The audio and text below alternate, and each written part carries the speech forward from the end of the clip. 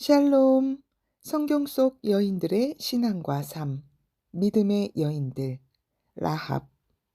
믿음의 영웅들의 대열에 낀 기생.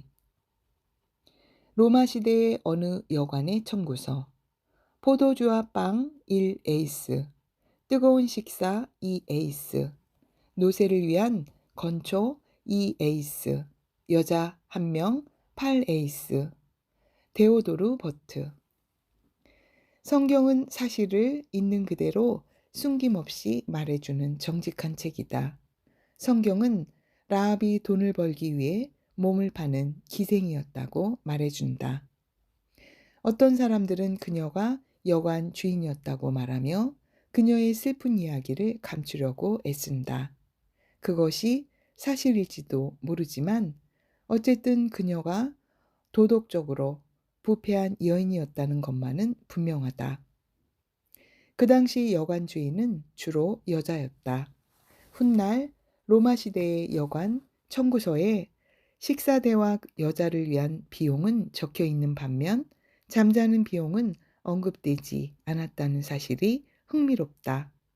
그것은 분명 여자의 비용에 포함되어 있을 것이다. 즉 여자는 자기 몸을 제공함으로써 가외 봉사를 했고 그것이 청구서에 포함되어 있었던 것이다. 그런 이유로 여호수아가 보낸 정탐꾼들이 그녀의 집으로 간 것은 자연스러운 일이었다. 여리고는 작은 도시였으므로 어쩌면 라합의 여관이 잠잘 수 있는 유일한 곳이었는지도 모른다. 라합은 그 낯선 사람들, 숨을 동기가 없는 예의 바른 사람들을 이스라엘 사람이라고 생각했을까? 성경은 다만 즉각적으로 방첩 활동이 시작되었다고 기록한다.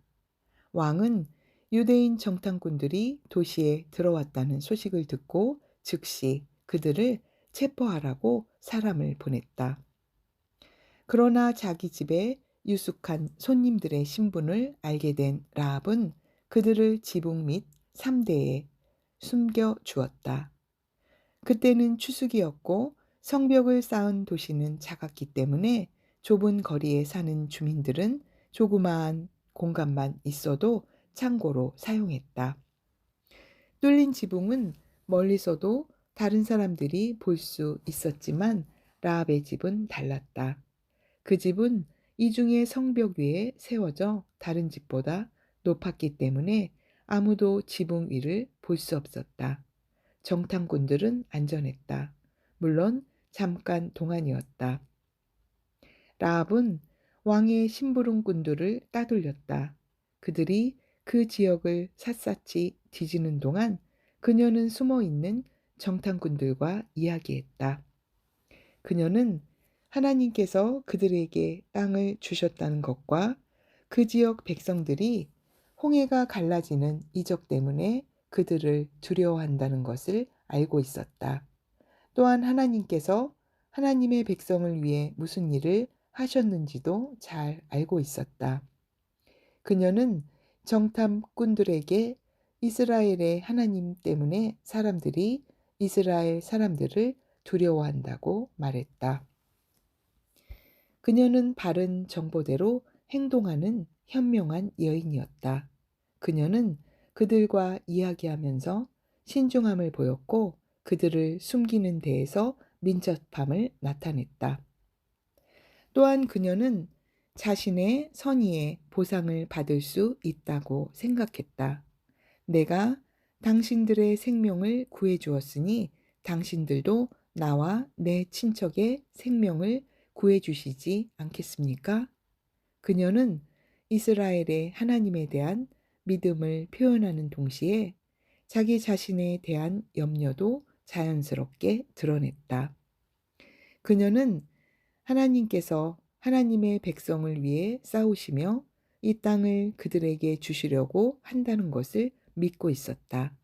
또한 하나님의 능력 때문에 그녀의 백성들이 이스라엘 사람들을 이길 수 없다고 믿었다.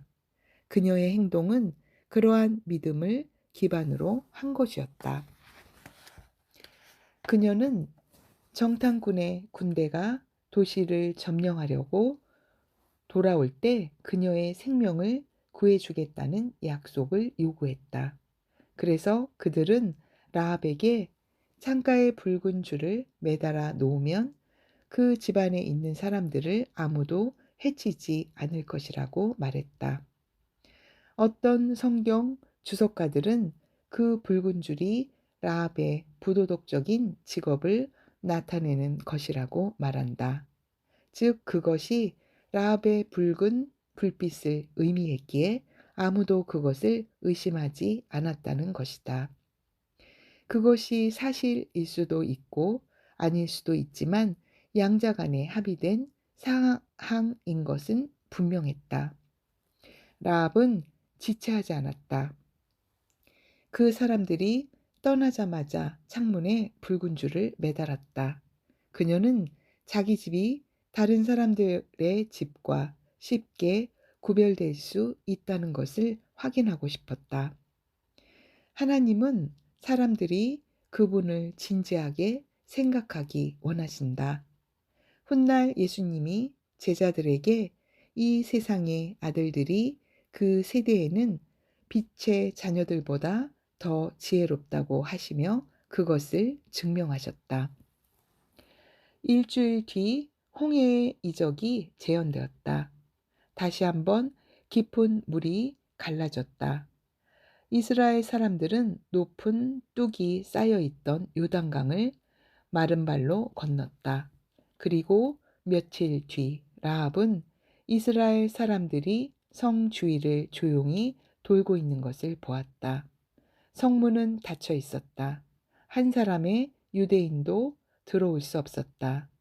가나안 사람 역시 아무도 나갈 수 없었다. 그러한 상태가 엿새 동안 계속되었다. 그녀는 수시로 붉은 줄을 확인했다. 그녀의 생명이 붉은 줄에 달려 있었기 때문이다. 1회째 되는 날, 이스라엘 사람들은 다시 조용히 성을 둘러싸며 돌았다. 그들의 얼굴은 엄숙했다. 성벽 안팎의 긴장감이 견딜 수 없을 정도였다. 안에 있는 사람들은 공포와 두려움에 가득 찬 눈으로 앞날을 바라보고 있었다. 그러나 한 집만은 예외였다. 라합의 집에는 소망과 신뢰가 있었다. 그녀는 하나님의 백성과 언약을 맺었으며 그것은 곧 하나님과 언약을 맺고 있는 셈이었다. 양각 나팔 7개를 가진 7 제사장이 나팔을 불며 성을 돌자 여호수아의 명령에 따라 이스라엘 백성들이 소리치기 시작했다. 그러자 믿을 수 없는 일이 일어났다. 땅이 흔들렸고 수년 동안 성을 안전하게 지켜주던 벽들이 흔들리면서 무너져 버렸다. 그렇게 도시가 드러나고 말았다. 훗날 히브리서 저자는 믿음이 성벽을 무너뜨렸다고 말했다. 그리고 그와 똑같은 믿음이 성벽의 일부를 세워놓았다. 바로 라합의 집이 서 있는 성벽이었다. 양편 모두 약속을 이행했다. 라합은 자기가 할 일을 했고 하나님께서는 그녀의 믿음을 보상해 주셨다. 이스라엘의 하나님이 승리하시리라는 믿음이 강했기에 그녀는 친척들에게도 와서 함께 있자고 자신 있게 말할 수 있었다. 결국 그들 모두 생명을 보존했다. 라합의 삶은 부도덕이라는 불명예스러운 오점에서 이후 빛나는 믿음의 본보기가 되었다. 그녀의 믿음이 그녀의 행동을 이끌 만큼 강했기 때문이다. 야고보도 그녀의 행함을 언급한다. 만약 믿음이 필요한 시험에서 실패한다면 그것은 소용이 없는 것, 즉 죽은 것이다. 내적 믿음은 오직 외적 행동으로 인식될 수 있기 때문이다. 믿음에 관해 한 가지 정의를 내린다면 하나님과 하나님의 말씀에 고정되고 깊은 신뢰감을 가지는 것이라 말할 수 있다. 라합은 그런 믿음을 가지고 있었다. 때문에 하나님께서는 그녀의 더럽혀진 초상화를 깨끗하게 하시고 믿음의 영웅들의 초상화가 걸린 화랑에 살아다움으로 걸어 놓으셨다. 이 두 여인은 남자들만 나오는 대열에 끼어 있는 유일한 여성들이다. 사라처럼 라합도 믿음의 영웅일까? 그렇다. 하나님께서는 사람을 차별하지 않으신다. 그분은 경건하지 않은 자를 의롭게 하신다. 라합의 이야기는 거기서 끝나지 않았다. 여리고성의 정복은 시작일 뿐 하나님을 발견한 그녀의 삶은 꽃피기 시작했다. 그녀는 이전에 가졌던 직업을 더 이상 그리워하지 않고 존경할 만한 가정 주부가 되었다. 이방 여인으로 유대인들 사이에 살면서 이스라엘 사람 살몬과 결혼하여 자녀를 두었다. 동정심 많고 지혜로운 그녀의 아들이자 룻의 남편인 보아스를 볼 때 그녀가 어머니의 역할을 참으로 잘 감당했음을 알 수 있다. 룻은 다윗 왕의 증조모가 되었기 때문이다. 믿음으로 라합은 메시아, 즉 예수 그리스도의 계보 가운데 한 어머니가 되었다. 믿음의 영웅들의 대열에 낀 기생 라합. 할렐루야. 오늘도 하나님과 동행하는 하루 되십시오. 아멘.